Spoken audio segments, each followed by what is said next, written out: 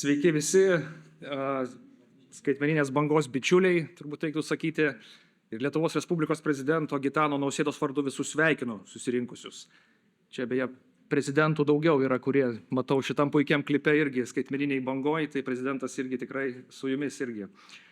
Kaip ir jau sakė Paulas, tai internetas neatsiejama mūsų šiandienos dalis, mokomės, patys mokome, gyvename, kuriame, tai nelabai įsivaizduojam tą savo gyvenimo be interneto, tai nuo pradinukų iki seniorų arba pagyvenusio jaunimo, kaip irgi čia gerai sakė.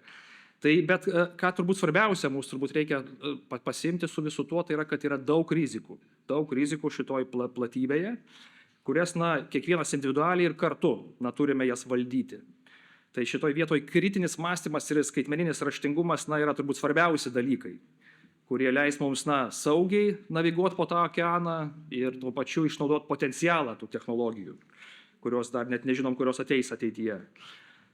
Kas turbūt yra svarbu pasižymėti patiems savo, kad 23 metų duomenimis tik 15% mūsų seniorų turi bazinius skaitmeninius įgūdžius. Įsivaizduojat, 20% ar mažiau. Tai rodo, kad tikrai turime kelti tos skaitmeninius įgūdžius. Dėl jaunimo, kaip sakant, turbūt aš taip mažiau rūpinčiausi, bet nepaisant to, nuo pradžių reikia formuoti šitos įgūdžius.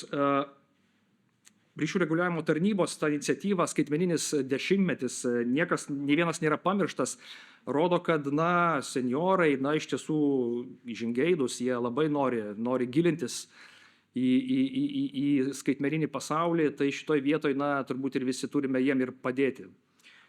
Ir ačiū labai, Jūratė, ačiū, Ryšių reguliavimo tarnybai ačiū, kad darote šitą veiklą labai svarbią ir kad galime saugiai jaustis internete ir imti visas tas naudas iš gyvenimo tame internete. Tai kad, žinokit, tik belieka man palinkėti, kad jaustumėte saugus, atsakingi būtumėte ir gero renginio. Sėkmės.